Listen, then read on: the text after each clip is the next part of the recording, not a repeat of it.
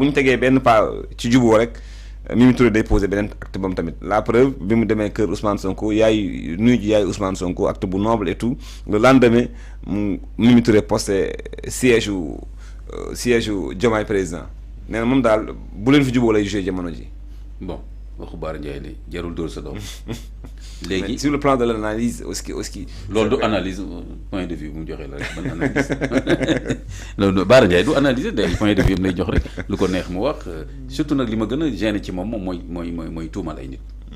loolu moom gën a gêné parce que mën na joxe ay xalaatam nii sur des faits publics wax lu ko neex mais dès l'instant nga tudd nit rek vraiment da nga ci wax lu la wóor ak loo xam et cetera bon léegi beneen bi ak yoo xam ni. Par exemple réunion bi bureau politique Pastef defoon ak le président justement pour jéem a trouver solution moom nekk ko fa woon mais gis nga contrat gis nga li mu ci wax yëpp. contrat ne bu leer la ci def. te en plus moom bokkul Pastef de entité boppam la ma nit ñi dañ koy fàtte. Bara Ndiaye n'est pas parce que il a un mouvement. réunion ba kenn yóbbu ko fa parce que c'est pas son problème mais gis nga après li mu ci wax yëpp bureau bi ñoom lañ lu gàtt lañ ci wax seen propre membre commencé leen critiquer naan leen da ngeen nëbb wax bi yëpp wax la ñu lu xew maye koor génn attaqué leen. Khadija. bureau bi Bara Ndiaye génn moom di expliquer en détail moom dafa am tëb foofu wala lan. ah mais bien sûr am na ko doon rendre compte kay. waaw loolu kay am na ko doon rendre compte. mais parce que li mu wax aussi jusqu'à présent kenn médiu ko. même bu dee loolu sax aussi war nga am intelligence xam foo ci yem parce que voilà xam nga soo ci waxee trop ba mu leer trop ba nit ñi xam ne vraiment am nga ngan di tëb yooyu ci biir est-ce que loolu fi intelligence politique la sax. du tëb bu ndaw du tëb bu ndaw mais dama bëgg a wax ni. Pourquoi considérer que Mimi Touré li mu def rek pour juboo ba ñu am la c'est-à-dire lan la ñu tuddee ñoom juboo mais juboo amu fii parce que tout simplement ils sont allés déjà très loin wala je dirais trop loin ci adversité politique. Même d'animosité. Même après visite Diomaye bi kër yaay Ousmane Sonko dem Ziguinchor. mais n'est-ce pas que ci visite Diomaye Bara Ndiaye tam nañu wax ni. est-ce que tamit Pastef bëgg nañ juboo parce que.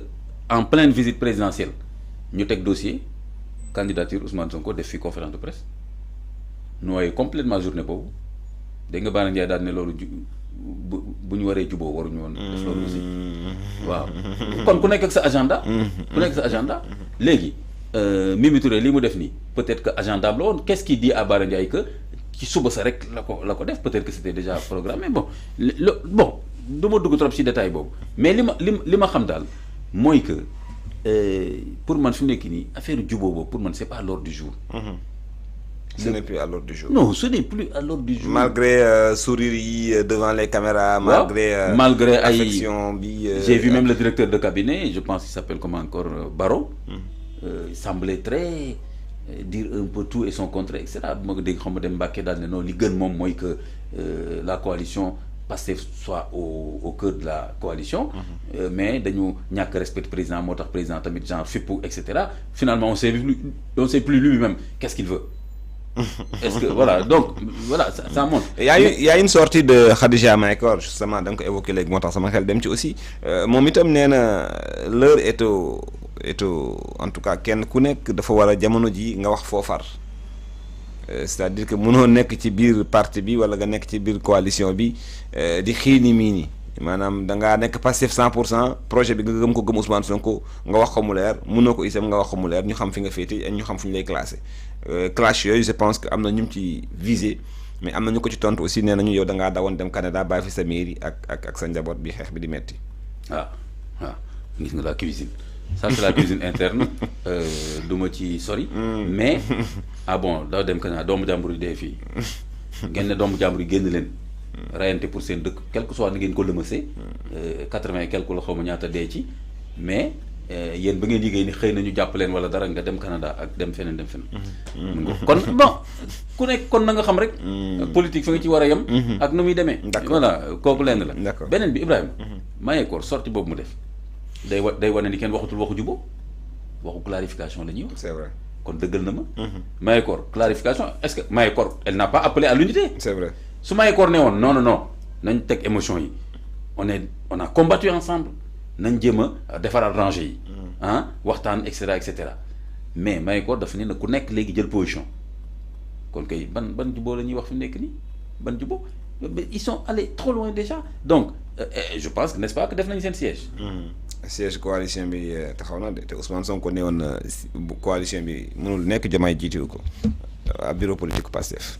waaw mais kon Diomaye mi ngi continuer agenda am appuyé par 2 personnes charismatiques mooy Abdourahmane Diouf ak Mimi Touré mi ngi am tam ay adhésion ñu ngi structuré ñaareel ba na nga seetlu dara y a un silence stratégique xam nga nu ma koy tuddee de Diomaye sur la question.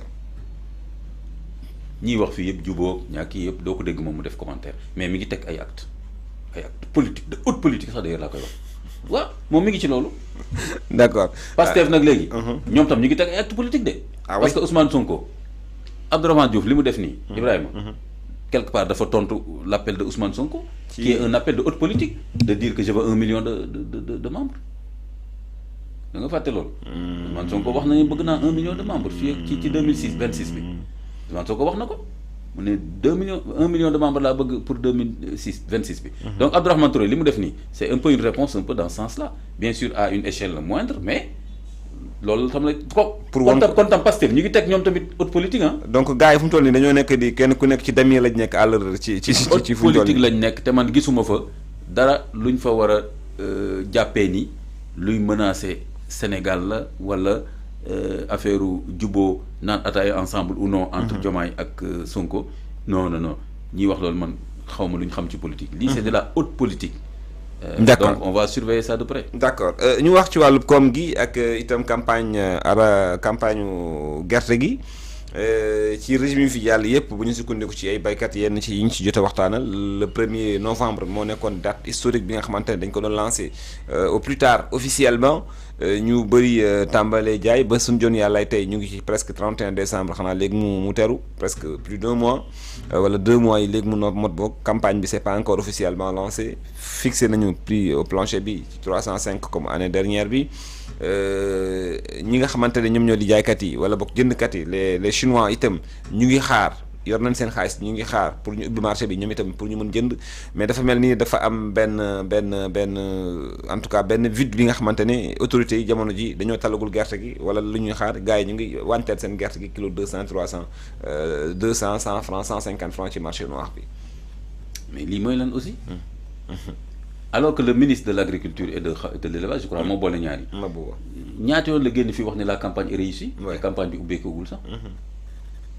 qu'est-ce qui se passe ki ma ci waxtaan nee na daaw voilà aussi une question intéressante pour les députés. une question très intéressante parce que ki ma ci waxal nee na est-ce que guy dugal ko ci question yi sax. nee na l'année dernière une mauvaise campagne lañ def parce que ak jiw gu baaxul gi et tout mais état bi mënutoon jënd lépp nee na ren ñu def campagne ak record yi ñu si battre yëpp imaginez ce que ça va faire bu ñu nee campagne bi baax na d'accord mais qu'est-ce qu'ils vont faire. état bi day dépasser complètement kon état bi la sera complètement dépassé parce que du mën a jënd.